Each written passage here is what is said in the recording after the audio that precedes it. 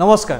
Dear students কি খবৰ আপোনালোকৰ মই আপোনালোকৰ গণিতৰ শিক্ষক কৃষ্ণ কুমাৰ দাসে সমূহ ইছনি পৰিয়ালৰ ফালৰ পৰা সকলোকে স্বাগতম জনাইছো আমি জানো যে ক্লাছ 10 ৰ HSC এক্সামিনেশ্যন বা ক্লাছ 10 ৰ যি এক্সামিনেশ্যন হেতু নিচে কাক চাপিছে গতিকে আমাৰ হাতত সময় অতিকে কম এই অতিকে কম সময়ৰ ভিতৰত কি দৰে আমি ইফেক্টিভলি পঢ়ি আপোনালোকৰ মাৰ্কছখিনি বঢ়াব পাৰো আমাৰ হেতু হল লক্ষ্য মই আজি আমাৰ ইছনি ফাৰ্ষ্ট ভিডিঅ প্ৰথমটো ভিডিঅ সময় দুটামান কথা ক'ব বিচাৰিছো হয়তো বহুতৰ বাবে ইছনি অবগত এই যে ইছনি কি হয় বহুতে হয়তো জানে বা বহুতে হয়তো নাজানে আজি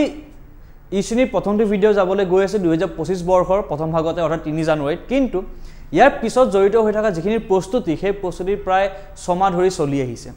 আৰু আজি সেই দিনটো আহি পৰিছে যে আমি ইউটিউবত আপোনালোকৰ লগত কানেক্ট হ'ম বা আপোনালোকৰ লগত সংযোগ হ'ম এই যি যাত্ৰা এই যাত্ৰাত আমাক আপোনালোকৰ সহযোগিতাটো দৰকাৰ হ'ব আজি মই কৃষ্ণ কুমাৰ দাসে গণিতৰ যিখিনি আমাৰ এমসিকিউ সিৰিজ টা লৈ আছো সেই কোৱেশ্চনখিনি ডিসকাস কৰি যাম আমাৰ মোৰ লগতে অন্যান্য যিসমূহ শিক্ষক আছে সমাজ বিজ্ঞান অসমীয়া বা বিজ্ঞান সেই সকলোখিনি বিষয় আপোনালোকৰ লগত আলোচনা কৰি যাব গতিকে আমাৰ লক্ষ্য এটো নহয় যে আমাক কিমান ৰিচ লাগে কিমান ভিউজ লাগে আমাৰ লক্ষ্য এটাই যে আমাৰ ভিডিওখিনি চাই যদি এজন ছাত্ৰ ক'ব পাৰে যে আমাক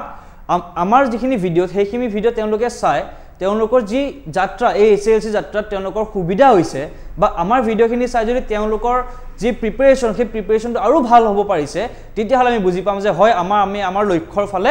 আৰু একুচ আগুৱাই গৈছো গতিকে আমাৰ লক্ষ্য এটো হ'ল যে আমাৰ যি এই এমসিকিউ সিৰিজ বৰ্তমান এমসিকিউ সিৰিজ আমি লৈ আহিছো এই সিৰিজটো যাতে সেই ছাত্ৰ ছাত্ৰীসকলৰ বাবে সুবিধাজনক হয় কিন্তু এই ক্ষেত্ৰত অকল আমি আমাৰ কামখিনি কৰিলেও নহব আমাক সহায় লাগিব আপোনালোকৰ লগতে আপোনালোকৰ অভিভাৱকসকলৰ গতিকে এইখিনিকে কয় যে আমাৰ ইছনি ফাৰ্ষ্ট ক্লাছটো মই আৰম্ভ কৰিছো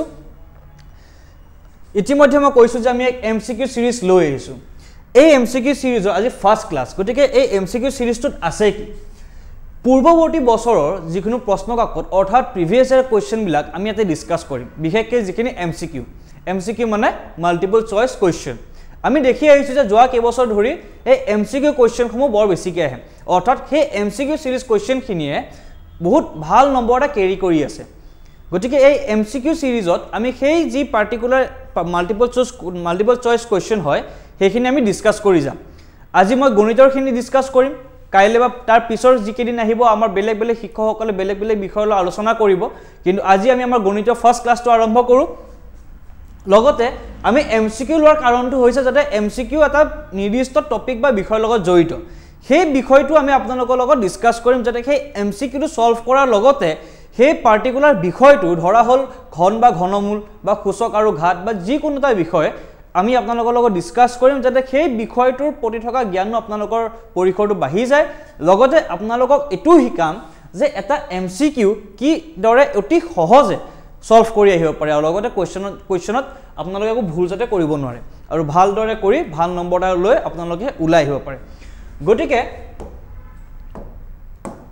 আমাৰ যি ফাৰ্ষ্ট কোৱেশ্চন আজি তাতে লিখা আছে যে তলৰ তালিকাখনত খালি ঠাইত y ৰ মানটো কি হ'ব অৰ্থাৎ the value of y in the blank space of the following table is ইয়াতে আমাৰ এখন টেবুল দিয়া আছে এই আৰু এই কোৱেশ্চনটো 2024 চন অৰ্থাৎ ৰিসেন্টলি যি পৰীক্ষা হৈ গৈছে সেই পৰীক্ষাৰ প্ৰথম কোৱেশ্চনটোৱে হয় এটো ইয়াতে আমাৰ কোৱেশ্চনত x ৰ মান দিয়া আছে আৰু y ৰ মান দিয়া আছে আমাক কৈছে যে এই যেটো y ৰ মান ইয়াতে আছে ইয়াতে এই y ৰ মানটো হ'ব কি এতিয়া আপোনালোকে যদি ভালদৰে মন কৰে এই x আৰু y ৰ মাজত এটা সম্পৰ্ক জড়িত হৈ আছে সেই সম্পৰ্কটো কি হয় মই আপোনালোকৰ লগত আলোচনা কৰি আছো সব ইফালে x আছে এফালে কি আছে আমাৰ y এতিয়া x ৰ ভ্যালু কি আছে 1 2 4 আৰু 8 y ৰ ভ্যালু আমাক দিয়া আছে 32 16 8 আৰু এই ভ্যালুটো আমি কি কৰিব লাগে উলিয়াব লাগে এতিয়া আপোনালোকে যে ভালদৰে মন কৰে ইয়াতে এটা পাৰ্টিকুলাৰ প্যাটাৰ্নত সেই সংখ্যাসমূহ সলনি হৈ আছে সেই প্যাটাৰ্নটো যদি আমি বুজি পাই যাও আমি এই কোৱেশ্চনটো অতি সহজে সলভ কৰিব পাৰিম এটা প্যাটাৰ্নটো হ'ল আমি এটো চাব লাগিব যে এই সংখ্যাসমূহৰ মাজত ডিফাৰেন্সটো কিমান আপোনালোকে যদি ভালদৰে মন কৰিছে একৰ লগত 2 পূৰণ কৰিলে আমি 2 পাই আছো 2 লগত আমি পুনৰ যদি 2 পূৰণ কৰো আমি 4 পাওঁ পুনৰ 4 লগত যদি আমি আকৌ 2 পূৰণ কৰিছো 8 পাই আছো ঠিক একেদৰে আমি যদি এফালে ডিসকাস কৰো 32 লগত আমি যদি হাফ পূৰণ কৰো বা 32 যদি আমি 2 ৰে হৰণ কৰো তেতিয়া আমি 16 পাওঁ যদি আমি 16 পুনৰ হাফেৰে পূৰণ কৰো বা 16 যদি পুনৰ 2 ৰে হৰণ কৰো আমি কি পাওঁ 8 পাওঁ 8ক এতিয়া আমি কি কৰিব লাগিব পুনৰ সকলোৱে মোৰ লগত কক কি কৰিব লাগিব হাফেৰে পূৰণ কৰিব লাগিব বা আমি 8ক কি কৰিম 2 ৰে হৰণ কৰিম এতিয়া আমি ইটো লক্ষ্য কৰিছো যে প্ৰত্যেকটো সংখ্যাতে সেই ক্ৰমটো মানি চলিছে যে xত একক 2 লগত পূৰণ কৰি 2 পাইছে 2ক 2 লগত পূৰণ কৰি 4 পাইছে 4ক 2 লগত পূৰণ কৰি 8 পাইছে ঠিক একেদৰে 32ক হাফৰ লগত পূৰণ কৰি 16 পাইছে 16ক হাফৰ লগত পূৰণ কৰি 8 পাইছে এইবাৰ 8ক আমি কি কৰিম হাফৰ লগত পূৰণ কৰি কি পাম ইয়াতে 4 পাম গতিকে এই কোৱেশ্চনটোত আমাৰ সঠিক এনসাৰ কি হ'ব সকলোৱে কক 8 হ'ব 6 হ'ব 4 হ'ব নে 2 হ'ব এক্স্যাক্টলি এই ইয়াতে এনসাৰ কি হ'ব আমাৰ সি দ্যাট ইজ 4 ইয়াতে আমাৰ y এৰ মান কি হ'ব 4 কাৰণ এই যেটো ক্ৰম হৈছে এই ক্ৰমত আমাৰ হাফ হাফ কে পূৰণ হৈ আহিছে বা আধা আধা আমাৰ কমি কমি আহিছে ইয়াতে আমাৰ 2 লগত পূৰণ হৈ আহিছে গতিকে আমি যদি এই দৰে এক সম্পৰ্কটো আমি বুজি পাই যাওঁ যে কি দৰে x আৰু y এৰ মানসমূহ সলনি হৈছে এনে ধৰণৰ প্ৰশ্ন আমি অতি সহজে কৰিও আহিব পাৰো ঠিক আছে next question which of the following is not a perfect square তলৰ কোনটো বৰ্গ সংখ্যা নহয় এতিয়া এই কোৱেশ্চনটো ডিসকাস কৰোতে আমাৰ বৰ্গ আৰু বৰ্গমূলৰ যি সমূহ কনসেপ্ট সেই কনসেপ্টখিনি আমাৰ দৰকাৰ হ'ব খুদিছে তলৰ কোনটো বৰ্গ সংখ্যা নহয় এটা এই কোৱেশ্চনটো সোৱাৰ লগে লগে আমি এটু নাচাও যে আমি কোনটো সংখ্যাক বৰ্গমূল হিচাপে লিখিব পাৰো অৰ্থাৎ এটা কথাটো বৰ্গ সংখ্যা মানে কি কোনোবা এটা সংখ্যাক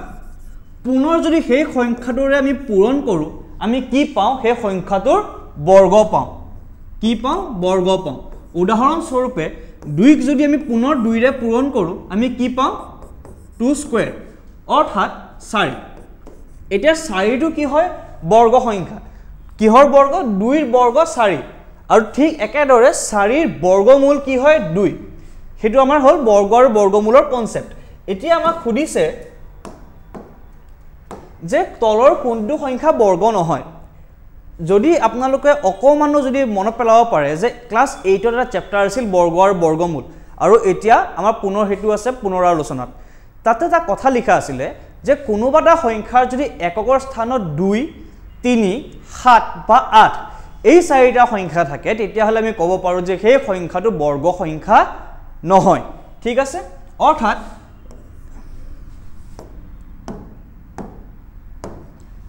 যদি এককৰ স্থানত এটা একক মানে কি একক মানে একো নহয় কেৱল ধৰি লওক এটা সংখ্যা 61 বা 50 এই যেটো প্ৰথম ঘৰটো হিটো কি বুলি কোৱা হয় এককৰ ঘৰ আৰু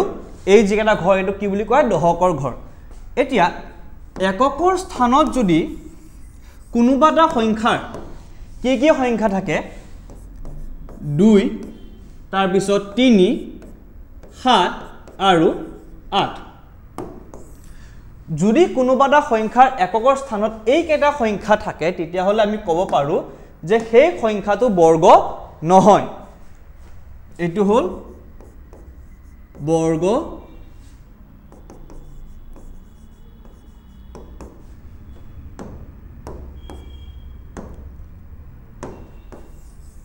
বৰ্গ নোহোৱাৰ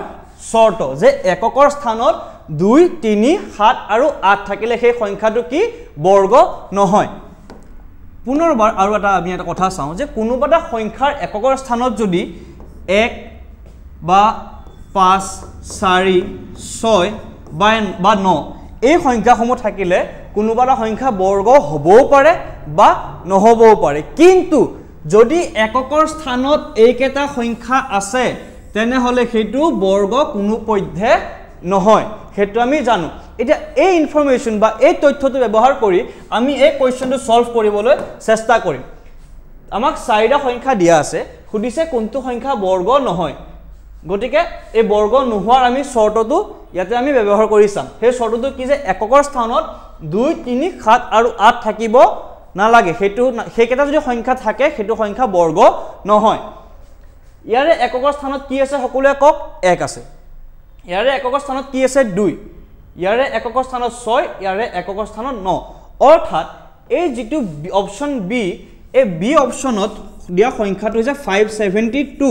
যত এককৰ স্থানত কি আছে 2 গটিকে আমি জানো যে এককৰ স্থানত যদি 2 3 7 8 থাকে হে সংখ্যাটো কি বৰ্গ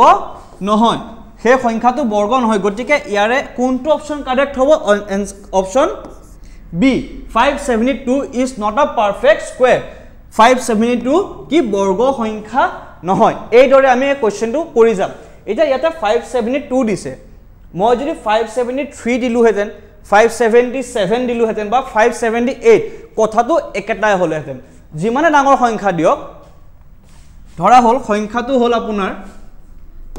যদি আপোনাক এটা সংখ্যা দি 14679 ইমান ডাঙৰ সংখ্যা একো চাব দৰকাৰ নাই কেৱল এককৰ স্থানটো চাম এককৰ স্থানটো যদি 2 3 7 8 দিয়া থাকে আমি কম যে সেই সংখ্যাটো বৰ্গ নহয় সংখ্যাটো যিমানে ডাঙৰ দিওক এই ইনফৰমেশনটো সদায় মনত ৰাখিব যে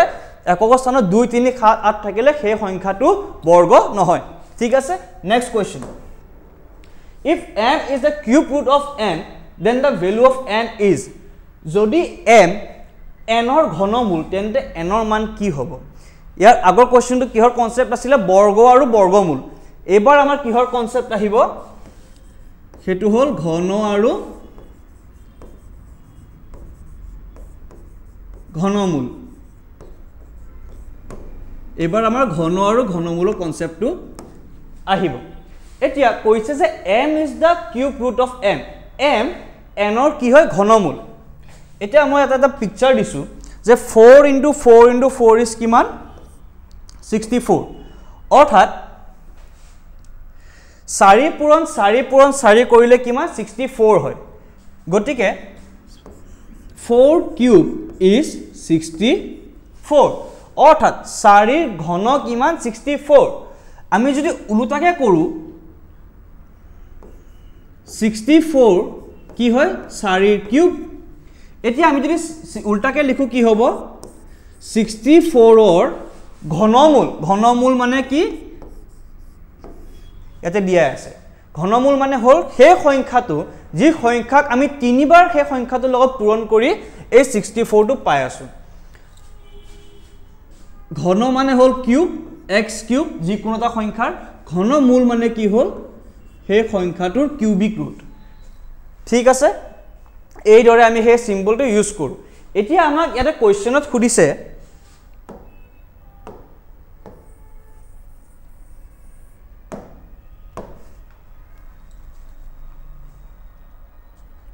কোৱেশ্চনে খুদিছে যে m কি হয় n ৰ ঘনমূল গটিকে আমি ক'ব পাৰো যে এই ক্ষেত্ৰত আমাৰ ইকুৱেশনটো কি দৰে হ'ব ইয়াতে কোনটো m হ'ব কোনটো n হ'ব হেতু যদি আমি বুজি পাই যাও তেতিয়া হলে এই কনসেপ্টটো আমি অতি সহজে ধৰিব পাৰিম খুদিছে m টো কি হয় n ৰ ঘন মূল এই ক্ষেত্ৰত সব এই ক্ষেত্ৰত কি হয় 4 টো কি হয় 64 ৰ কি ঘনমূল কিয় হৈছে কাৰণ 4 কিউব is 64 ঠিক আছে এটা এই লাইনটো আমি কম্পেয়াৰ কৰি চাম m n ৰ ঘনমূল অৰ্থাৎ 4 64 ৰ ঘনমূল কেলে 4 কিউব is 64 এতিয়া আমাক যদি n ৰ মান লাগে এটা আমাক n ৰ মান খুদিছে আমি কি কৰিম 4 জায়গাত কি আহিব m cube is equals to 64 মানে কি n 64 মানে n অৰ্থাৎ এই ইকুৱেশন আমি পাই গলো অৰ্থাৎ আমি ক'ব পাৰো n ৰ ঘনমূল m সকলো সাগে বুজি পাইছে আমাৰ কোৱেশ্চনটো কৈছে যে m কি হয় n ৰ ঘনমূল অৰ্থাৎ n ৰ ঘনমূল কি হয় m গটিকে আমাক খুদিছে এই n ৰ মানটো কি n ৰ মান হ'ব m কিউব মই এটা উদাহৰণ এটা লৈছো হেতু উদাহৰণ হ'ল 4 আৰু 64 যে 4 কিউব ইজ 64 দ্যাট ইজ 64 ৰ ঘনমূল কি হ'ব 4 উদাহৰণ লোৱাৰ মোৰ মূল উদ্দেশ্য হৈছে যাতে উদাহৰণৰ লগত যদি আমি অংকসমূহ কৰি যাওঁ অংকসমূহ ইজি লাগে গতিকে যিকোনো ক্ষেত্ৰত যদি আপোনালোকে এনেকুৱা স্টেটমেন্ট পায় যে অমুকৰ বৰ্গ অমুক হলে বৰ্গমূল কিমান এটু সংখ্যাৰ ঘন হলে সেই সংখ্যাটো ঘনমূল কিমান এই দৰে যদি সহজ এক্সাম্পল লৈ লব আৰু সহজ এক্সাম্পল হল 2 2 ৰ কিউব কিমান 8 গতিকে 8 ৰ ঘনমূল কিমান 2 গতিকে এই দৰে কিছুমান অতি সহজ উদাহৰণ ললে এনেকুৱা ধৰণৰ অকমান কমপ্লেক্স স্টেটমেন্টৰ যি বেস কোৱেশ্চন আহে বা এই ধৰণৰ কোৱেশ্চন হে আমি ইজিলি কৰিব পাৰো এটা মোক কক n ৰ মান আমি কিমান পালো m কিউব গতিকে কোনটো অপচন কাৰেক্ট হ'ব a b নে c নে d option number c that is m cube ঠিক আছে সকলোৱে বুজি পাইছে কিয় মই পুনৰবাৰ কৈছো m টু n ৰ ঘনমূল বুলি কৈছে অৰ্থাৎ n ৰ ঘনমূল m যিদৰে 64 ৰ ঘনমূল 4 অৰ্থাৎ 4 আমি কিউব কৰিলে 64 পাওঁ ঠিক একেদৰে ইয়াতে 64 ৰ জাগাত n আছে 4 জাগাত m আছে গতিকে n ৰ মান কি হ'ব m কিউব ঠিক আছে আশা কৰো সকলোৱে কোৱেশ্চনটো বুজি পাইছে আমি নেক্সট কোৱেশ্চনলৈ আগবাঢ়ো আৰু যদি কিবা ডাউট থাকি যায় কমেন্ট সেকশনত জনাব হেখিনি ডাউট আমি নিশ্চয়কৈ আপোনালোকৰ ক্লিয়াৰ কৰি গৈ থাকিম নেক্সট কোৱেশ্চনটো দিছে the value of -2/3 to the power 4 ৰ মান কিমান আমাক দিয়া সংখ্যাটো কিমান -2/3 to the power 4 এতিয়া এই কোৱেশ্চনটো কোৰ পৰা দিয়া হৈছে সূচক আৰু ঘাত সেই কনসেপ্ট আহে চেপ্টাৰটোৰ পৰা দিয়া হৈছে ইয়াতে -2/3 টো কি হয় ভূমি 4 টো কি হয় সূচক অৰ্থাৎ -2/3 চতুৰ্থ ঘাতৰ আমাক মানটো উলিয়াব দিছে এটা কথা কম ইয়াতে টু দি পাৱাৰ কিমান আছে 4 4 টো কি হয় যুগ্ম সংখ্যা নে অযুগ্ম সংখ্যা যুগ্ম সংখ্যা ইয়াতে কি আছে মাইনাস প্ৰথমতে আমি চাব লাগিব যে এই মাইনাস চিহ্নটো যেতিয়া আমি ইয়াৰ মানটো উলাম মাইনাস চিহ্নটো থাকিব নে নাথাকে আমি অকমান এলাবৰেট কৰো -1 into 2/3 আমি এই বস্তুটো এই দৰে লিখিব পাৰো হয় না এতিয়া -1 to the power n n ৰ মান হয়তো যুগ্ম হ'ব পাৰে বা অযুগ্ম হ'ব পাৰে যদি n টো যুগ্ম হয় তেতিয়া হলে -1 to the power n কি হ'ব কি হৈ যাব ইয়াৰ মানটো সকলোৱে কক 1 হৈ যাব কিয় 1 হৈ যাব एग्जांपल আমি পঢ়ু পুনৰবাৰ -1 to the power যদি আমি 2 লিখো 2 টো কি এটা যুগ্ম সংখ্যা তেতিয়া হলে ইয়াৰ মিনিং টু কি -1 টো দুবাৰ পূৰণ হৈছে আৰু আমি জানো যে মাইনাস আৰু মাইনাস পূৰণ হলে হেতু কি হৈ যায় প্লাস হৈ যায় গতিকে ইয়াৰ মানটো কি হ'ব 1 ঠিক আছে সেই কনসেপ্টটো আমি এটা ইউজ কৰিছো যদি n টো অযুগ্ম হল হয় তেতিয়া হলে -1 to the power n ৰ মান কি হ'ব তেতিয়া -1 হৈ যাব ঠিক আছে এই কনসেপ্টটো প্ৰথমে আমি বুজি ল'ব লাগিব এতিয়া ইয়াতে -1 to the power 4 into 2/3 to the power 4 হিচাপে আমি লিখিব ল'ব পাৰো ধৰা হল আমি এই দৰে নিলিখি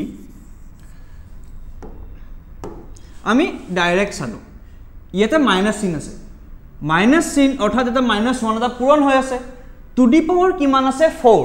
4 টো কি এটা যুগ্ম সংখ্যা আৰু আমি জানো এই সংখ্যাটো যদি যুগ্ম হয় -1 এটা যদি এটা পূৰণ হৈ আছে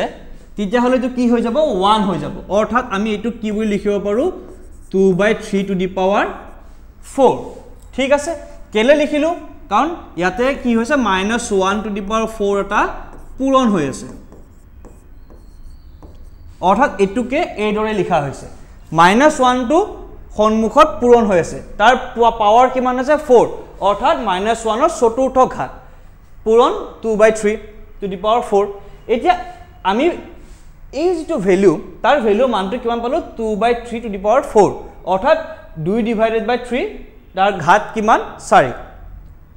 এতিয়া আমি এটো বস্তু গম পালো যে আমি ইয়াৰে মানটো জিয়ে পাও সন্মুখত মাইনাস চিন কিন্তু নাই কিন্তু আমি যদি মন কৰো ইয়াতে অপশনত দুটা অপশন মাইনাছত দিয়া আছে গতিকে এই দুটা অপশনটো আমাৰ কি হৈ যাব কেনসেল হৈ গল ঠিক আছে প্ৰথম দুটা অপশন কেলে কেনসেল হৈ গল কাৰণ মাইনাস আছে আৰু টু দি পাৱাৰ 4 আছে মাইনাস আৰু টু দি পাৱাৰ 4 থাকিলে হেতু কি হৈ যাব পজিটিভ হৈ যাব কাৰণ কিয় পাৱাৰটো যুগ্ম যদি -2/3 টু দি পাৱাৰ 3 থাকিলে হেতেন তেতিয়া কিন্তু মাইনাস চিনটো থাকিলে হেতেন ঠিক আছে সকলোৱে চাগে বুজি পাইছে এতিয়া আমি চাম যে অপশন সি হ'ব নে ডি হ'ব 2 to the power 4 3 to the power 4 আচ্ছা 8 মানে কিমান 2 টু দি পাৱাৰ 3 16 মানে কিমান 2 টু দি পাৱাৰ 4 ইয়াতে 2 টু দি পাৱাৰ কিমান আছে 4 এটো ব্ৰেকেটত আছে মানে কি 2 to the power 4 divided by 3 to the power 4 আমি যদি লিখো 2 to the power 4 divided by 3 to the power 4 আৰু এটুক যদি আমি লিখো কি হ'ব এটো 2 আমি যদি তাৰ 2 লগত 4 বাৰ পূৰণ কৰি কি পাম সকলোৱে কক 16 পাম আৰু 3 যদি আমি 3 টু দি পাৱাৰ 4 কৰি দিও কিমান পাম 81 পাম অৰ্থাৎ আমি ইয়াৰ ভ্যালু কিমান পালো 16/18 গতিকে কাৰেক্ট आंसर হ'ব answer number D that is 16/81 গতিকে এই কোৱেশ্চনটো সকলোৱে বুজি পাইছে বুলি মই আশা কৰিছো কিবা যদি ডাউট আছে কমেন্ট সেকশনত জনাব অতিকে সহজ প্ৰশ্ন আমি এই মাইনাস চিনটোৰ বাবে ইমানখিনি এক্সপ্লেইন কৰিলো কিন্তু এটা এক্সপ্লেইন কৰাৰ কাৰণে অংকটো দীঘল হৈছে কিন্তু আপোনালোকে যেতিয়া প্ৰেক্টিস কৰি যাব অংকটো কৰিব অতি কম সময় লাগিব আমি নেক্সট কোৱেশ্চনলৈ আগবাঢ়ো এইচএসএফ এণ্ড এলএইচএফ মানে লসাগু আৰু গসাউৰ প্ৰশ্ন দিয়া আছে এটা খুদিছে দা এইচএসএফ অফ 135 এণ্ড 225 ইজ অৰ্থাৎ 135 আৰু 225 ৰ আমাক কি ওলাব দিছে গসাউ আমি সকলোৱে জানো গসাউ মানে কি গৰিষ্ঠ সাধাৰণ উৎপাদক অৰ্থাৎ এই দুইটা সংখ্যাৰ এনেকুৱা এটা উৎপাদক যিটো উৎপাদক দুইটা সংখ্যাৰ সাধাৰণ হ'ব আৰু লগতে গৰিষ্ঠ হ'ব এটা উৎপাদক মানে কি এনেকুৱা এটা সংখ্যা যিটো সংখ্যাক এই দুইটাৰে সম্পূৰ্ণভাৱে বিভাজ্য হ'ব অৰ্থাৎ মই এটা উদাহৰণ লৈ পঢ়িছো 15 আৰু 10 লৈছো 15 আৰু 10 ৰ যদি আমি উৎপাদকীকৰণ কৰো কি হ'ব 3 * 15 2 * 5 ইয়াৰে এতিয়া মোক ক সকলো যে সাধাৰণ উৎপাদকটো কি হয় 5 হয় গটিকে ইয়াৰ গসাও কিমান হ'ব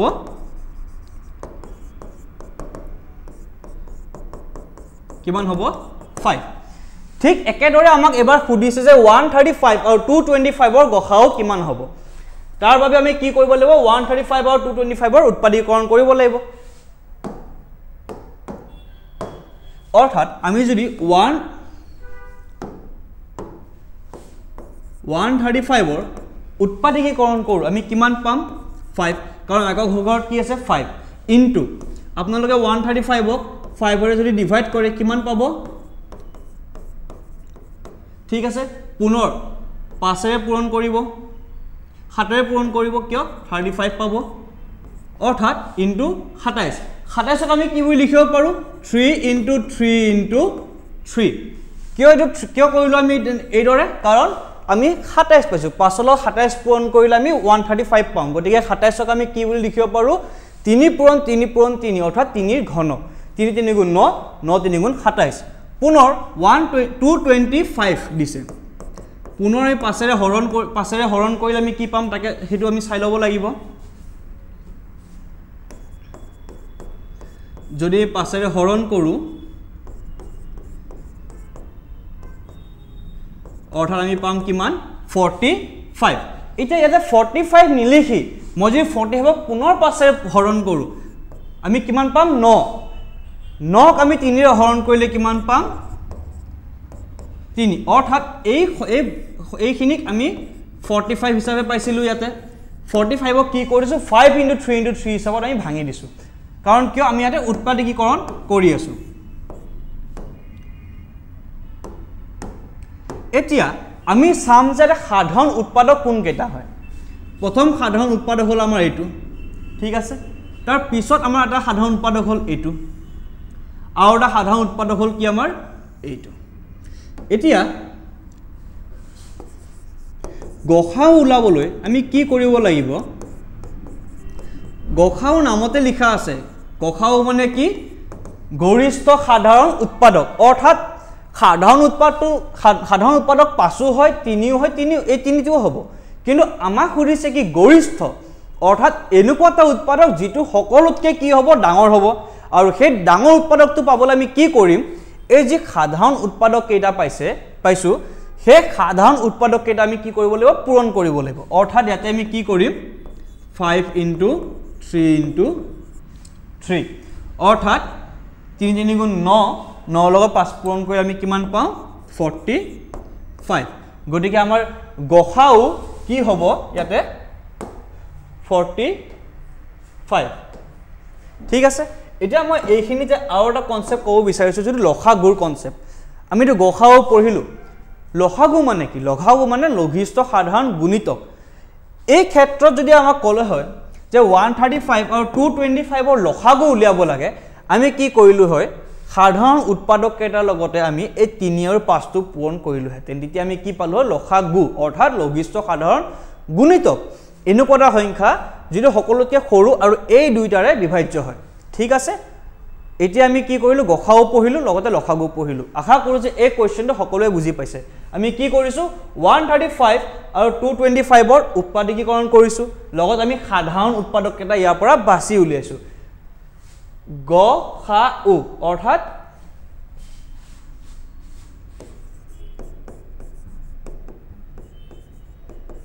গৰিষ্ঠ সাধাৰণ উৎপাদক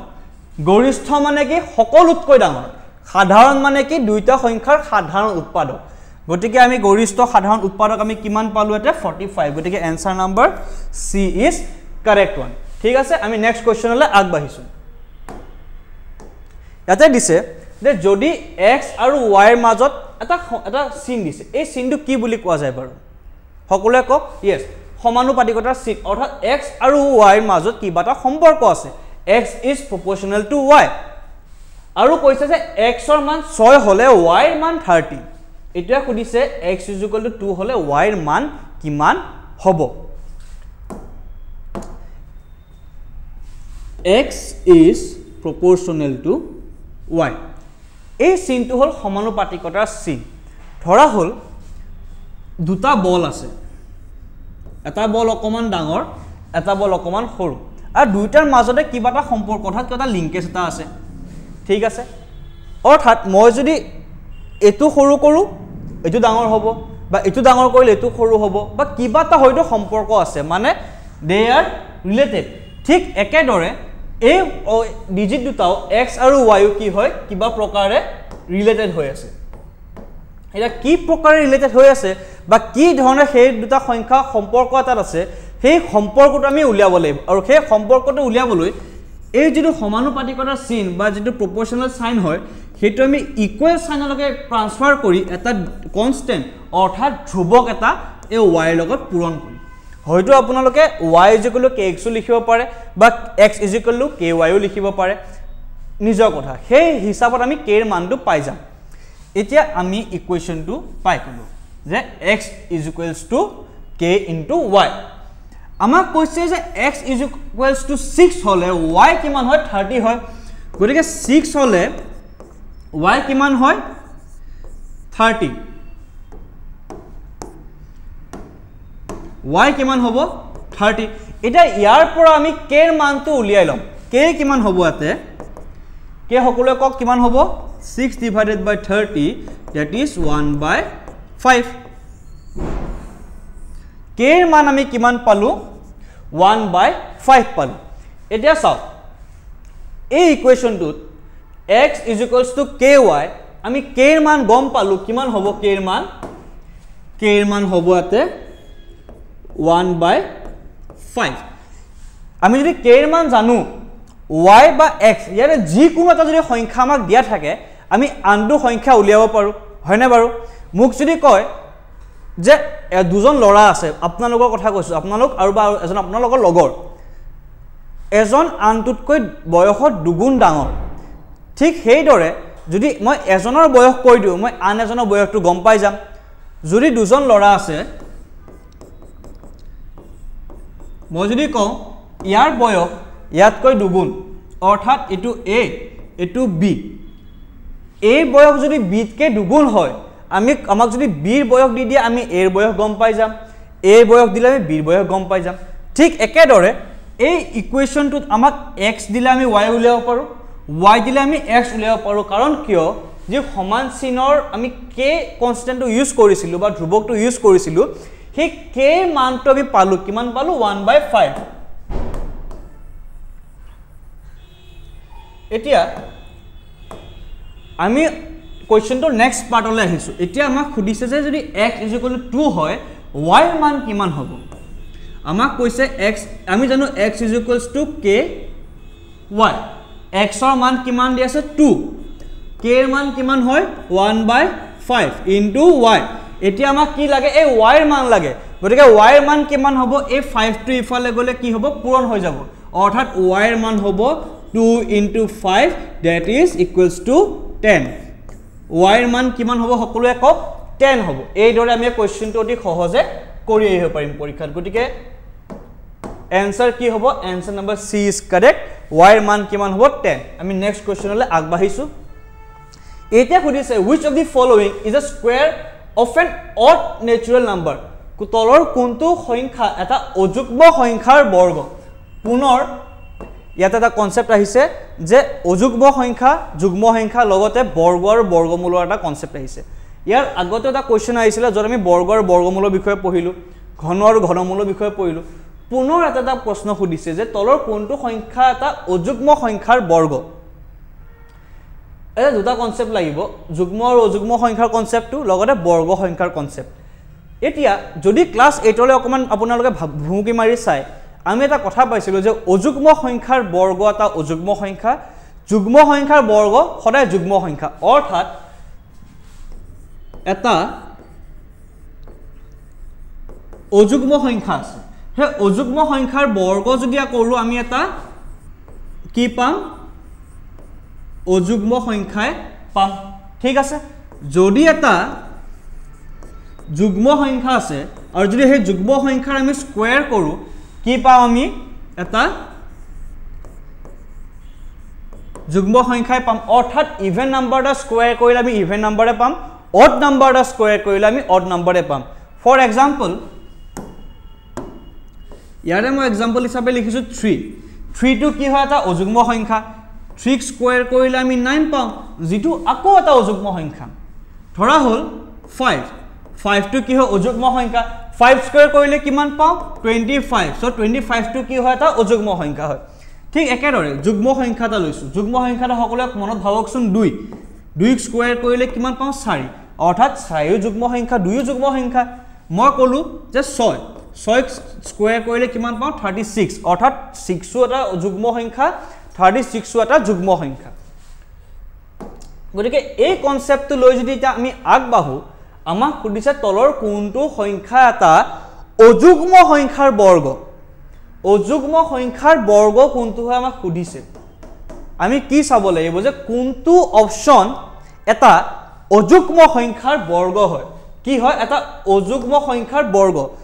এতিয়া এটা অযুগ্ম সংখ্যাৰ বৰ্গ হবলৈ সেই সংখ্যাটো নিজে কি হ'ব লাগিব এটা অযুগ্ম সংখ্যা এই চাৰিটা অপচনৰ ভিতৰত অযুগ্ম সংখ্যা কোনটো 169 কেলে ইয়াৰে এককৰ স্থানত 9 আছে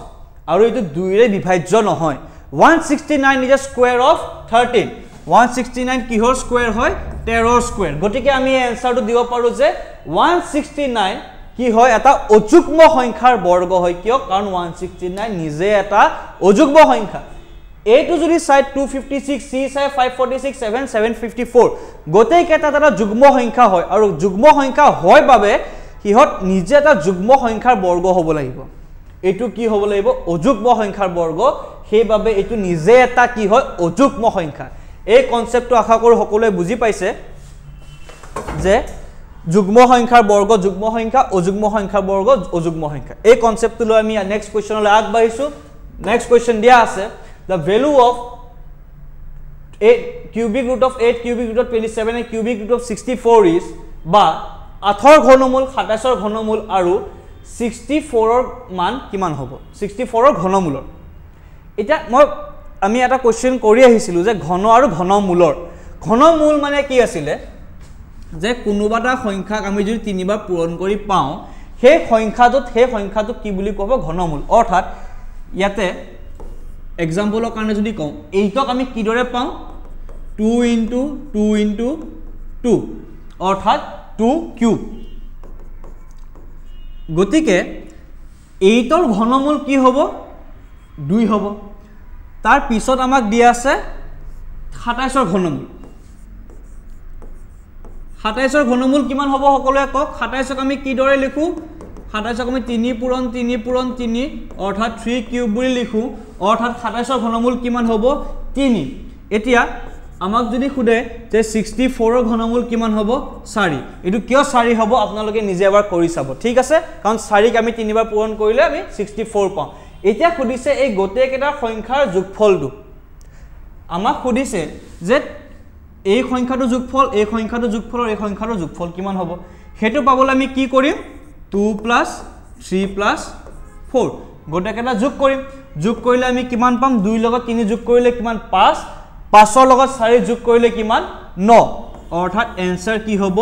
9 এনসাৰ নম্বৰ কি কাৰেক্ট হ'ব আমাৰ সকলোৱে চাওক answer number D is correct যে 8ৰ ঘনমূল 27ৰ ঘনমূল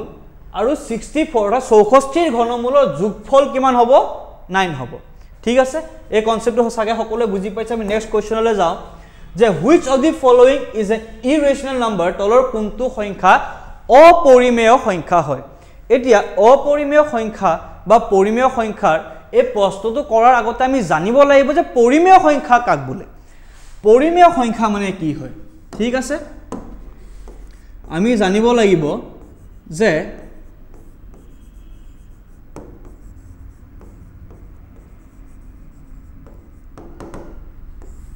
পৰিমেয় সংখ্যা মানে কি হয় এতিয়া এই ক্ষেত্ৰত আমি কি চাব লাগিব যে পৰিমেয় সংখ্যা মানে কি এটা এনেকুৱা সংখ্যা যিটো সংখ্যাক p/q আৰ্হিত প্ৰকাশ কৰিব পাৰি মই জানো যে সকলোৱে এই কনসেপ্টটো জানে যে সকলোৱে পাই আহিছে কিন্তু মই আকৌবাৰ সকলোৰ লগতে ডিসকাস কৰি লৈছো পৰিমেয় সংখ্যা হ'ল এটা এনেকুৱা সংখ্যা যিটো সংখ্যাক p/q আৰ্হিত প্ৰকাশ কৰিব পাৰি য'ত p আৰু q কি হয় অখণ্ড সংখ্যা কি হয় অখণ্ড সংখ্যা আৰু q is not equals to 0 কোনোবা এটা সংখ্যা যদি এই শৰ্তটো সিদ্ধি কৰে সেইটো কি বুলি কোৱা হয় এটা পৰিমেয় সংখ্যা আৰু যদি এই শৰ্তখিনি সিদ্ধি নকৰে যাক আমি p/q আহি প্ৰকাশ কৰিব নোৱাৰো সেই সংখ্যাটো কি বুলি কোৱা হয় এটা অপৰিমেয় সংখ্যা ঠিক আছে এতিয়া এই চাৰিটা এমসিকিউ আমাক অপচন দিয়া আছে কোনটো সংখ্যা অপৰিমেয় হয় আমাক ক'ব দিছে অৰ্থাৎ কোনটো সংখ্যা আমি p/q আহি প্ৰকাশ কৰিব নোৱাৰো প্ৰথম সংখ্যাটো লৈছো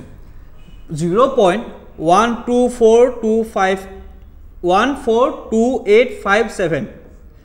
142857 অৰ্থাৎ পুনৰাবৃত্তি হৈ আছে বা আমি সাৱধি বুলি ক'ব পাৰো গতিকে এই সংখ্যাটোক আমি কি বুলি ক'ব পাৰো পৰিমেয় সংখ্যা আমি জানো যে এনেকুৱা ধৰণৰ সংখ্যাক আমি p/q আহি প্ৰকাশ কৰিব পাৰো নেক্সট কোৱেশ্চনটো নিজে p/q আহি আছে অৰ্থাৎ ইয়াতে কি দিয়া আছে 22/7 আৰু 22/7 টো অলৰেডি p/q আহি প্ৰকাশ হৈ আছে এটো আমি চাম এবাৰ ইতুলে আহম √4/11 এটা বহুতে ভাবিব পাৰে স্যাৰ √4 আছে গতিকে অপৰিমেয় হ'ব কিয় নহয় √4ক আমি কি বুলি লিখিব পাৰো 2/11 গতিকে এটো এটা কি হয় অপৰিমেয় সংখ্যা হয় জানো নহয় কাৰণ হেতু p/q আহি আমি লিখিব পাৰিছো এটো কি হয় পৰিমেয় সংখ্যা এতিয়া বাছি থাকিল c দিয়া আছে পাই আৰু পাই এটা কি হয় অপৰিমেয় সংখ্যা গতিকে এনসাৰ কি হ'ব c কিয় পাই মানটো আমি জানো যে 3.14 এৰ বাঢ়ি গৈ থাকে যিটোক আমি p/q আহি প্ৰকাশ কৰিব নোৱাৰো গতিকে ইয়াৰ কাৰেক্ট এনসাৰ কি হ'ব পাই আৰু এই বস্তুটো তোমালোকৰ যি দশম শ্ৰেণী পাঠ্যক্ৰম কিতাপখন আছে তাতেও লিখা আছে যে পাই এটা কি হয় অপৰিমেয় সংখ্যা হয় ঠিক আছে next কোৱেশ্চনলৈ আগবাঢ়ো The product of the zeros of 3x square plus 11x minus 2 is এটা ইকুৱেশ্যন দিয়া আছে সেই ইকুৱেশ্যনৰ শূন্য দুটাৰ পূৰণফল আমাক লাগে এতিয়া আমি এই কোৱেশ্যনটো সোৱাৰ লগে লগে আমি এই ইকুৱেশ্যনৰ শূন্য ওলাবলৈ নাযাওঁ কিয় নাযাওঁ কোৱেশ্যনৰ নম্বৰ কিমান 1 নম্বৰ দিয়া আছে প্ৰশ্নটো চাওক 2020 চনত আহিছে গতিকে আমি বৰ দীঘলীয়া প্ৰচেছত নাযাওঁ আমি কি কৰিম যদি আপোনালোকৰ হাতত তথ্যটো আছে আপোনালোকে জানে যে এটা ইকুৱেশ্যনৰ শূন্য দুটাৰ যোগফল আৰু পূৰণফল ওলোৱা হাতত আমাৰ ফৰ্মুলা আছে আৰু ফৰ্মুলাটো কি ইয়াতে দিয়া আছে কোনোবা এটা ইকুৱেশ্যনৰ বা দ্বিঘাত বহুপদৰ যদি শূন্য দুটা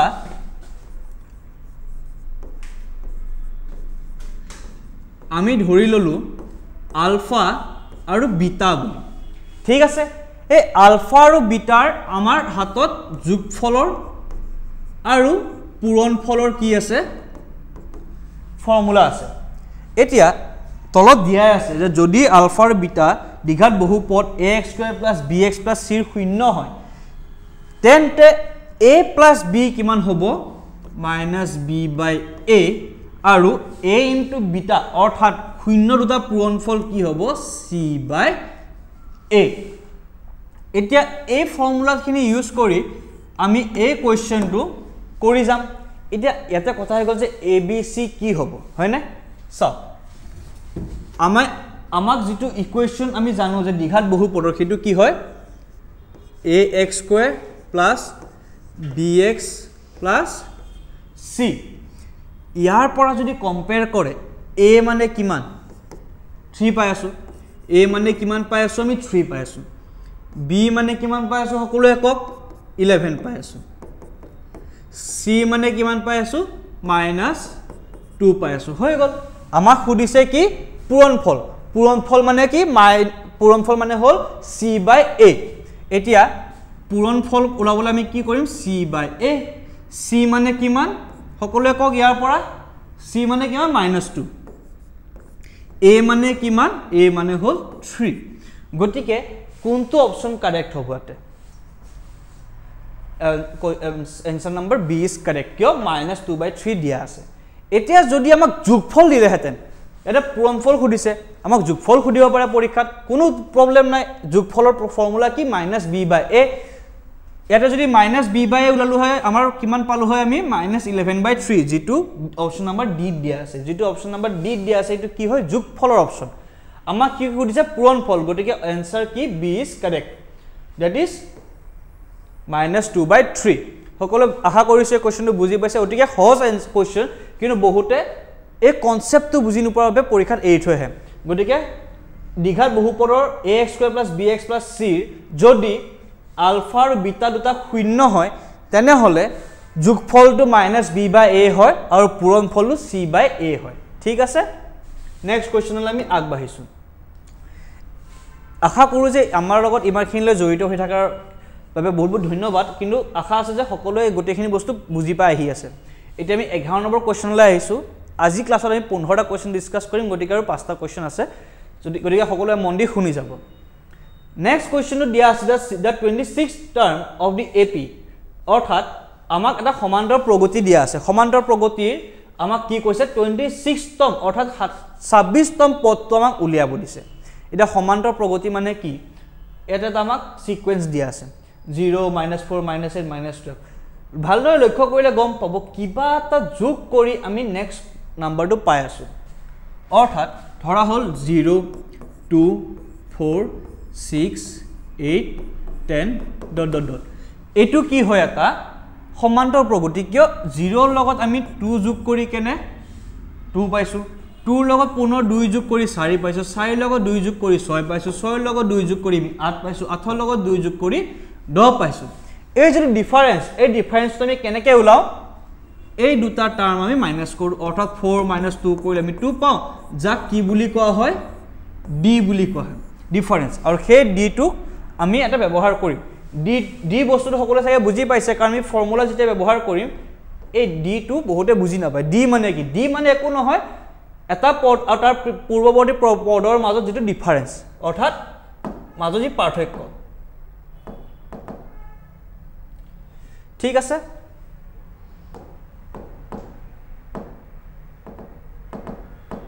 গটিকে আমি কি চাব লাগিব যে এটা এপি প্ৰথম পদ a আৰু সাধাৰণ অন্তৰ d হলে তাৰ nতম পদটো কি হয় a plus n minus 1 into d এতিয়া এই ক্ষেত্ৰত a n মানে কি হয় a n মানে একো নহয় a n মানে হল আমাক লগা পদটো অৰ্থাৎ সেই এই কোৱেশ্চনটো দিয়া ক্ষেত্ৰত 26তম পদটো আমাক দৰকাৰ হ'ব এতিয়া a মানে হৈ গল প্ৰথম পদ ঠিক আছে a মানে একো নহয় a মানে কি হয় প্ৰথম পদ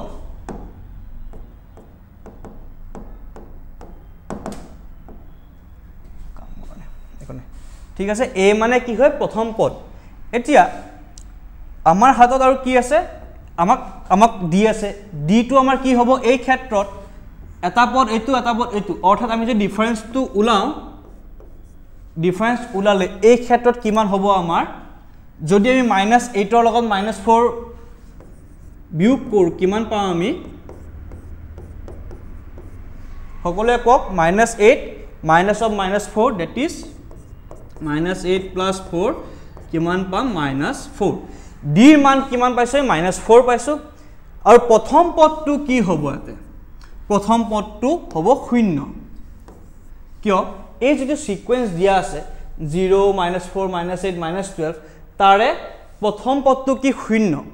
আৰু যেটো ডিফাৰেন্স হৈছে এই যেটো ডিফাৰেন্স গৈ আছে এই ডিফাৰেন্সটো আমি কিমান পাই আছো -4 হিচাপত পাই গৈছো ফৰ্মুলা মতে nতম পদ পাবলে আমাৰ হাতত কি আছে আমাৰ হাতত থকা ফৰ্মুলাটো কি an is equals to a plus n minus 1 into d ঠিক আছে এই ফৰ্মুলাত আমি এটা যদি আমি ভ্যালুখিনি পুট কৰি দিও আমি পাই যাম a মানে কিমান 0 প্লাস n মানে কিমান n মানে হল 26 এটা n ৰ মান কিমান n ৰ মান 26 গটিকে n minus 1 কিমান হ'ব 25 into কি হ'ব -4 25 into -4 কিমান হ'ব -100 গটিকে आंसर কি হ'ব -100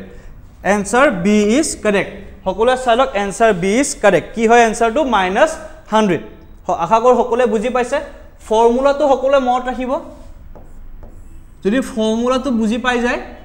সকলোখিনি সহজ an is equal to a plus n minus 1 into d a মানে কি প্ৰথম পদ an টো মানে কি nতম পদ অৰ্থাৎ ইয়াতে আমাৰ প্ৰশ্নত খুদামতে 26তম পদ 26তম পদটো হৈছে আমাৰ কি an plus n minus 1 into d n মানে কি 26 minus 1 মানে 25 অৰ্থাৎ 25 হল আমি d মানে কি ডিফাৰেন্স কিমান -4 সো 25 into -4 কৰিলে আমি কিমান পাও 100 হেতু হল আমাৰ ফৰ্মুলা এই ফৰ্মুলাটো সকলোৱে মনত ৰাখিব আশা কৰে কোৱেশ্চনটো বুজি পাইছে সকলোৱে আমি নেক্সট কোৱেশ্চনলৈ যাও So which of the following is a non-terminating repeating decimal? অর্থাৎ তলৰ কোনটো নিৰৱধি পৌনঃপৌনিক দশমিক এতিয়া এটা কথা আহিল যে নিৰৱধি পৌনঃপৌনিক দশমিক মানে কি নামটোতে লিখা আছে নিৰৱধি যাৰ যিবোৰ দশমিক সাৱধি নহয় অৰ্থাৎ যাৰ টাৰ্মিনেল নাই সেইসমূহ দশমিক সংখ্যা কি বাঢ়ি গৈ থাকে পৌনঃপৌনিক অৰ্থাৎ এটা পাৰ্টিকুলাৰ সিকোয়েন্সৰ পিছত হিয়ৰ ৰিপিট হৈ আছে ধৰা হল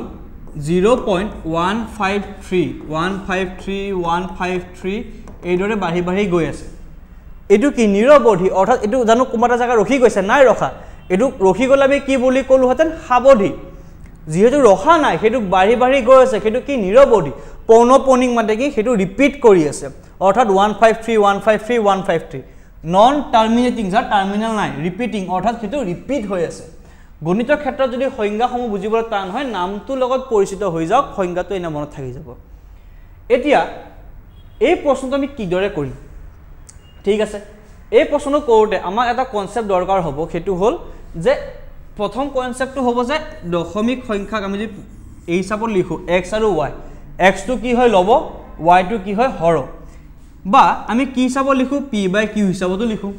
এতিয়া এই q টো যদি আমি 2 to the power n into 5 to the power m এই হিসাবত প্ৰকাশ কৰিব নোৱাৰো তেতিয়া হলে সেই সংখ্যাটো কি হ'ব নিৰৱধি পৌনঃপুনিক ঠিক আছে এই হিসাবত যদি আমি এনে দেখুৱাব নোৱাৰো তেতিয়া হলে এটো কি নিৰৱধি পৌনঃপুনিক সংখ্যা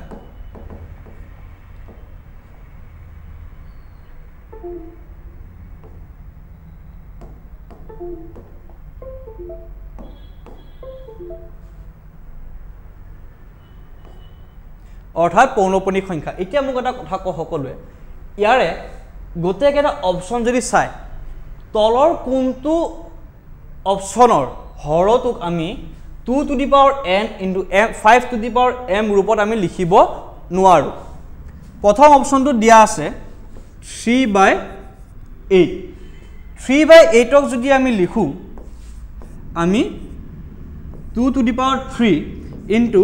5 to the power 0 হিসাবত আমি লিখিব পাৰো n আৰু m একো নহয় n আৰু m টো এটা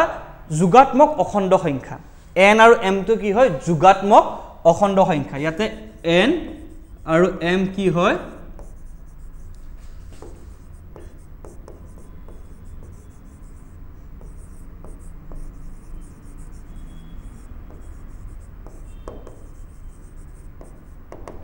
যোগাত্মক অখণ্ড সংখ্যা পুনৰ 7/80 7/80 যে দিয়া আছে হেতুকো আমি কি লিখিব পাৰো 2 to the power n into 5 to the power m হিসাবত আমি লিখিব পাৰো কি দৰে আখিক যদি আপোনালোকে 2 এ বিভাগ কৰি কিমান পাব 40 40 ক যদি পুনৰ 5 এৰে হৰণ কৰে কিমান পাব সকলোৱে কক 8 8ক আমি কিহেৰে লিখিব পাৰো এই দৰে অৰ্থাৎ 2 to the power 4 into 5 ঠিক আছে কিন্তু আপোনালোকে ঠিক একেদৰে 625 কো আমি লিখিব পাৰো 625 কো আমি এই G 2 to the power n divided by into 5 to the power m হিসাবত আমি লিখিব পাৰো কিন্তু এই জি 445 আছে এই 445 টোক আমি 2 to the power n into 5 to the power m আৰহিত আমি লিখিবলৈ নোৱাৰো অৰ্থাৎ আমি যদি এই 440 যেটো 64/445 আছে 64/445 আছে এই সংখ্যাটোক হৰটোক আমাৰ লবতলৰ কথা নাই হৰটোক যদি আমি 2 into 5 আৰু দুইটাৰে কিমান পাৱাৰ আছে nm 2 to the power n into 5 to the power m হিসাবত আমি প্ৰকাশ কৰিব নোৱাৰো তেতিয়া হলে সেই সংখ্যাটোক কি বুলি ক'ব পাৰিম আমি নিৰৱধি পৌনঃপুনিক দশমিক সংখ্যা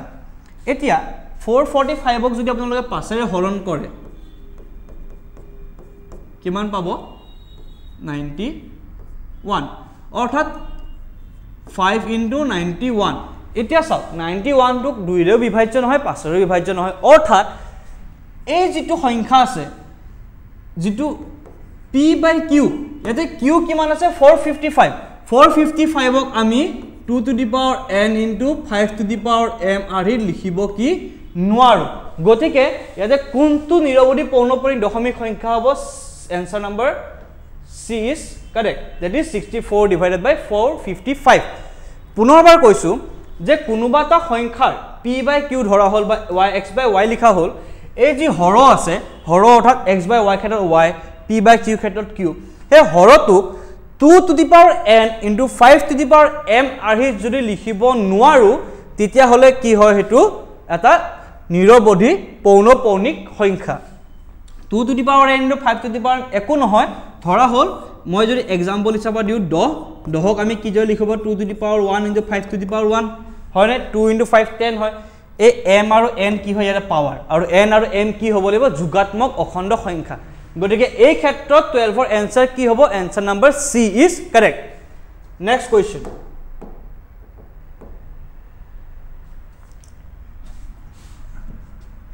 ইয়াতে দিয়া আছে the product of the zeros of x square minus 15 is পুনৰবাৰ একেটা প্ৰশ্ন আমাৰ হাতত আহি পৰিছে গতিকে আমি গম পাইছো যে একে ধৰণৰ প্ৰশ্ন ৰিপিট হৈ থাকে এটো প্ৰশ্ন আছে 2019 ত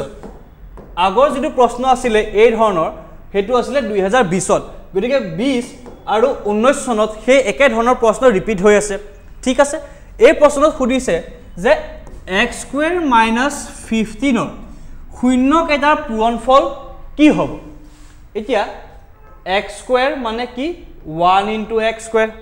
ঠিক আছে প্লাস কি 0 আছে অর্থাৎ 0 into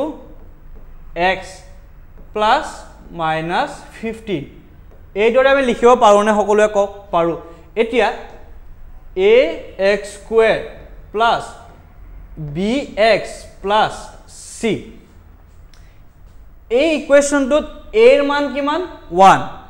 b এর মান কিমান 0 c এর মান কিমান -15 গতিকে আমি যদি কজে শূন্য কেটাৰ পূৰণফল কি হ'ব আমি কি পাও পূৰণফলৰ ক্ষেত্ৰত আমি জানো যদি আলফা আৰু বিটা কি হয় শূন্য হয় আৰু শূন্য কেটা পূৰণফল আমি কি হিচাপে লিখিব পাৰো c/a এৰে c কিমান আছে 15 অৰ্থাৎ এতে a কিমান 1 b কিমান 0 c কিমান -15 ঠিক আছে c কিমান হ'ব -15 আৰু a কিমান আছে a ভ্যালু দিয়া আছে 1 অৰ্থাৎ आंसर কি হ'ব -15 আমি ইয়াৰ পৰা a ভ্যালু খিনি এই কোৱেশ্যনটো পুট কৰি কি পালো आंसर কি হ'ব -15 that is answer number a is correct -15 is the correct answer next question the 30th term of the ap 1074 is অৰ্থাৎ 10 7 4 এই দুটা সমান্তৰাল প্ৰকৃতি দিয়া আছে জানো যে সমান্তৰাল প্ৰকৃতিৰ a nতম পদৰ ফৰ্মুলা কিমান a plus n minus 1 into d a is equals to কি হয় প্ৰথম পদটো কিমান দিয়া আছে আমাৰ 10 d মানে কি d মানে হৈ গল ডিফাৰেন্স এটা ডিফাৰেন্স টো লবলৈ আমি কি কৰিব লাগিব 7 minus 10 is equals to -3 ঠিক আছে আমি a জানো d জানো আৰু n কিমান হ'ব n দিয়া আছে 30 গটিকে ইয়াৰ পৰা আমি এই nতম পদটো পাব পাৰিম নে সকলোৱে কক পাৰিম nতম পদটো অৰ্থাৎ a30 কিমান হ'ব সকলোৱে কক 10 কিয় লিখিছো প্ৰথম পদ যোগ n - 1 অৰ্থাৎ 30 - 1 মানে 29 into -3 একেবাৰে সহজ এটো কি প্ৰথম পদ এটো কি ডিফাৰেন্স টু এটো কি হয় আমাৰ এটো ডিফাৰেন্স টু 29 মানে কেনেকৈ পালো n - 1 n টু কিমান 30 30 - 1 is 29 ঠিক আছে গটিকে 10 plus -3 into 29 কিমান হ'ব 7 9 যদি আমি 29 ল পূৰণ 3 যদি 29 ল পূৰণ কৰো কি হ'ব 3 9 গুণ 27 ৰ 7 উকলিব 2 3 2 গুণ 6 6 2 8 এফালে মাইনাস চিন এটা অৰ্থাৎ 10 - 87 অৰ্থাৎ ইয়াৰ ভ্যালু হৈ যাব -77 so answer number d is correct -77 এতিয়া এই যে কাটটো দিছো মই কিতাবৰ পৰা ইয়াৰ দিয়াটা মূল লক্ষ্য হৈছে যে an = a + n - 1 d বুলি তো আমি সকলোৱে গম পালো আমি দুটা প্ৰশ্ন কৰিলো এটো প্ৰশ্ন 2019 ৰ আছিল সেই প্ৰশ্নটো হয়তো 2020 বা 21 ৰ আছিল কিন্তু আমাক তো কিতাবা খুদিব পাৰে যে ইমানটা পদ এটা এপি দিয়া আছে অথবা সমান্তৰাল প্ৰকৃতি দিয়া আছে ইমানটা পদৰ যোগফল কিমান আমাক খুদি দিব পাৰে গতিকে তেতিয়া আমি কি কৰিব লাগিব nটা পদৰ যোগফলৰ ফৰ্মুলাটা আছে s = n/2 twice a plus n - 1 into d n/2 n মানে কি সীমান্তা পদ যদি আমাক খুদে যে এটা সমান্তৰাল প্ৰকৃতি মই এটুকে ধৰিলো 10 7 4 যদি কয় 30টা পদৰ যোগফল কিমান আমি কি কৰিম n/2 অৰ্থাৎ 30/2 into 2 into a অৰ্থাৎ 2 লগত 10 পূৰণ কৰিম প্লাস n - 1 into d অৰ্থাৎ 30 - 1 into d এই ফৰ্মুলাটো সকলোৱে লিখি থব পাৰে কিয়নো কেতিয়া কি প্ৰশ্ন আহে আমাৰ আমি কবলে টান হৈ যায় কিন্তু এই ফৰ্মুলাটো মনত ৰাখিলে আমাৰ কি সুবিধা হ'ব যোগফলৰ ফৰ্মুলাটো আমি গম পালো আৰু সেই কিমানতম পদটো কি হ'ব সেই ফৰ্মুলাটো আমি কি হল গম পালো গতিকে নেক্সট কোৱেশ্চনলৈ আমি আগবাঢ়িছো আজি শেষৰ প্ৰশ্নটো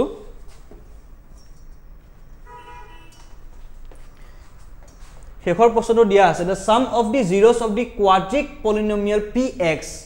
এটা আমাক কি দিছে দ্বিঘাত বহুপদ দিয়া আছে দ্বিঘাত বহুপদটো কি 4x² - 1 শূন্য কেইটাৰ যোগফল কি হ'ব আমাক সুধিছে মই পুনৰবাৰ কৈছো এই কোৱেশ্চনটো আকৌ চাওক 2024 অৰ্থাৎ 2020 19 24 একে ধৰণৰ প্ৰশ্ন আহি আছে সেই কেইটা প্ৰশ্নত কি আছিল পূৰণফল এইটো প্ৰশ্নত কি সুধিছে যোগফল গতিকে আপোনালোকে ভাবিব পাৰে যে দ্বিঘাত বহুপদৰ শূন্যৰ যোগফল আৰু পূৰণফলৰ প্ৰশ্ন আহিবই পাৰে ঠিক আছে গতিকে এই দৰে আমি বিশ্লেষণ কৰি কৰি গৈ থাকিম আপোনালোকৰ লগত ইয়াতে চাওক ইকুৱেশ্যনটো দিয়া আছে 4x² - 1 ঠিক আছে বা আমি তো লিখিব পাৰো 4x² + 0 * x plus -1 এটা মোক কক আমাৰ যেটো স্ট্যান্ডাৰ্ড ইকুয়েশন আছে ax² + bx + c এই ইকুয়েশনটোৰ লগত যদি এই ইকুয়েশন আমি কম্পেয়াৰ কৰো a এর মান কিমান পাম 4 b এর মান কিমান পাম 0 c এর মান কিমান পাম -1 আমাক সুধিছে যে শূন্য কেইটাৰ যোগফল কি আমি জানো যে যদি এটা বহুপদৰ শূন্য কেইটা আলফা আৰু বিটা হয় কি হয় আলফা আৰু বিটা ধৰা হল এটা বহুপদৰ শূন্য তেতিয়া হলে সেই শূন্য কেইটাৰ পূৰণফল কি হ'ব c/a আৰু যোগফল কি হ'ব -b/a এতিয়া ইয়াতে b এর মান কিমান দিয়া আছে আমাক যোগফল লাগে গতিকে আমি যোগফলটো উলাম -b এর মান দিয়া আছে কিমান 0 a এর মান কিমান দিয়া আছে আমাক 4 শূন্যক যিকোনো সংখ্যাৰে পূৰণ কৰো আমি কিমান পাম 0 পাম এতিয়া গতিকে आंसर কোনটো কাৰেক্ট হ'ব answer number B is correct ঠিক আছে আমি বহুপদৰ শূন্যৰ যোগফলটো এইদৰে উলিয়াব পাৰো answer number B is correct এতিয়া এই 15টা কোৱেশ্চন আমি শেষ কৰিলো আশা কৰো যে সকলোৱে গতিখিনি বুজি পাইছে আমি কি কি শিকিলো এবাৰটো ৰিভাইজ কৰিলো আমি যদি আমি চাই যাও এটা বহুপদৰ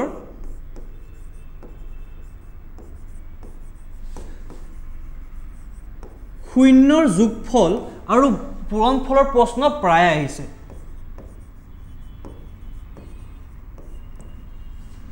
যোগফল আৰু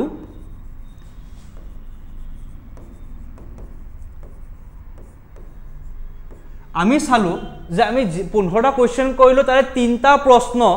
এই শূন্যৰ যোগফল আৰু পূৰণফলৰে এটা প্ৰশ্ন আছিল 2020 এটা 19 এটা 2024 অৰ্থাৎ আমি ক'ব পাৰো যে 2024 2020 আৰু 2019 এই ধৰণৰ প্ৰশ্ন আমাৰ মাজত আহিছিল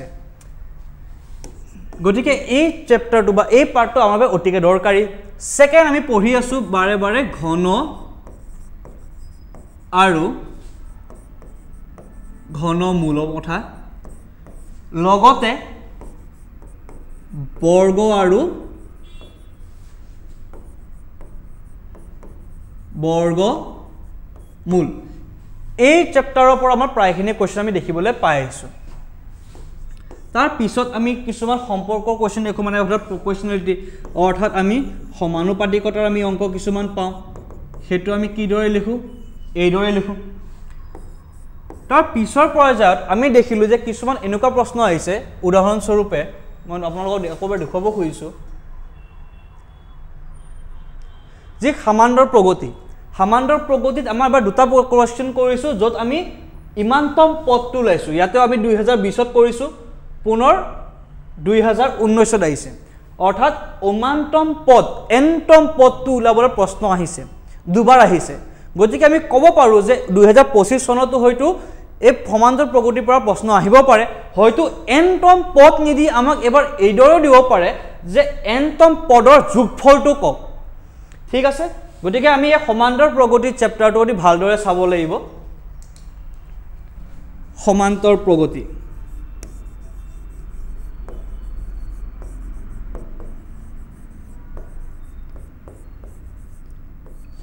2020 তো আহিছে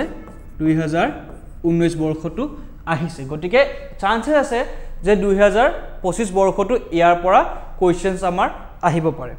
তাৰ পিছত আমাৰ কিছুমান প্ৰশ্ন আহিলে যে আমি চালু অলৰেডি যে অযুগ্ম সংখ্যাৰ বৰ্গ হলে যে অযুগ্ম সংখ্যাই পাও সেই সংখ্যা সেই বস্তুখিনি মই বৰ্গৰ বৰ্গমূলৰ ভিতৰতে ধৰিছো তাৰ পিছত আমি চাব পাৰোঁ যে দ্বিঘাত বহুপদ লগতে শূন্যৰ আমি কুৱেশ্যনখিনি চালোঁ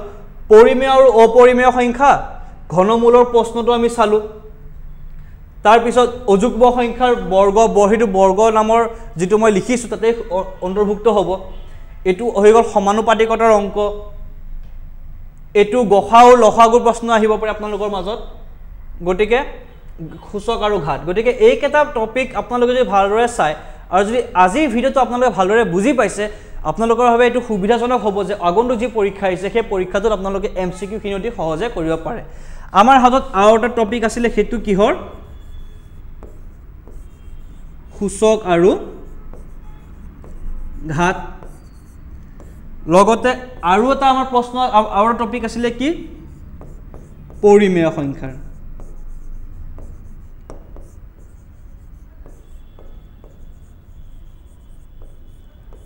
গতিকে এই টপিক কেইটা আজি আমি মূলত আমি ডিসকাস কৰিলো লগতে আমি নিৰৱধি পৌনঃপুনিক সংখ্যা কথাও পাতিলো ঠিক আছে গতিকে সেই টপিকখিনি আজি আপোনালোকৰ লগত ডিসকাস কৰা হ'ল আমি চালু যে বহুপদৰ যি শূন্যৰ যোগফল আৰু পূৰণফল তাৰে প্ৰশ্ন প্ৰায় আহে আৰু আমি গম পাব পাৰিম যে আমি ইয়াৰ পিছৰ পৰ্যায়ত যি MCQ সিৰিজৰ ক্লাছখিনি আনিম তাতে আমি বহুপদৰ লগত যদি আন যিসমূহ প্ৰশ্ন উত্তৰ সেইখিনি আপোনালোকৰ লগত ডিসকাস কৰিম কিন্তু আমি ধৰিব পাৰিছো যে বহুপদৰ যিটো ওয়েটেজ হয় পৰীক্ষাত সেইটো প্ৰায় বেছি বহুপদৰ পৰা বহুখিনি প্ৰশ্ন আহে লগতে আমি চালু যে ঘন আৰু ঘনমূল আৰু বৰ্গমূলৰ লগত জড়িত প্ৰশ্ন কিছুমান পঢ়িলো সমানুপাতিকতাৰ সমান্তৰ প্ৰগতি সূচক আৰু ঘাত পৰিমেয় সংখ্যা লগতে নিৰৱধি পৌনঃপুনিক সংখ্যা সেই গোটেইখিনি আজি আপোনালোকৰ লগত ডিসকাস কৰিলো এনেকুৱা নহয় যে কেৱল MCQ এনসাৰ কেটা কৈ থৈ দিছো আমি কি কৰিব চেষ্টা কৰিছো যে MCQ কেটাৰ এনসাৰ দিয়াৰ লগতে সেই MCQ কেটাৰ লগত জড়িত যিসমূহ টপিক সেই টপিকখিনি যদি আপোনালোকে বুজি পায় সেইখিনি সেইটো আমাৰ চেষ্টা আছিল গতিকে আশা কৰো যে এই গোটেইখিনি প্ৰশ্ন ভালদৰে বুজি পাইছে এইখিনিকে কৈ যে আমি ক্লাছটো সামৰিছো মই ইতিমধ্যে কৈছো যে আমাৰ আন কিছুমান শিক্ষয়িত্ৰী জড়িত হ'ব যিসমূহে তেওঁলোকৰ যি কোৰ্স হয়তো বিজ্ঞান সমাজ বিজ্ঞান আৰু অসমীয়া আন যি বিষয় সেই বিষয়খিনি আগুৱাই লৈ যাব গতিকে আশা কৰো আপোনালোকৰ যি সহযোগিতা আমি এদৰে পাই যাওঁ আৰু পুনৰবাৰ কৈছো এই যাত্ৰা কেৱল আমাৰ নহয় এই যাত্ৰা আপোনালোকৰ দুইটাৰে সংগ্ৰামত আমি আগবাঢ়ি যাব লাগিব আৰু পুনৰবাৰ কৈছো কিবা যদি আপোনালোকে বুজি পোৱা নাই আমাৰ কমেন্ট সেকশনত জনাব আমি তাৰে উত্তৰ নিশ্চয়কৈ দিম গতিকে আশা কৰো আমি আকৌ ভালদৰে লগ পাম তেতিয়ালৈ সকলোকে অল দা বেষ্ট ভালদৰে পঢ়ক আৰু আমাৰ MCQ সিৰিজত যি লাইভ সেশনছ আহিব যিসমূহ ভিডিঅ' আহিব আপোনালোকে চাই যাব গতিকে এইখিনিকে কৈ মই কৃষ্ণ কুমাৰ দাসে আজি আপোনালোক সকলোৰে পৰা বিদায় মাগিছো ধন্যবাদ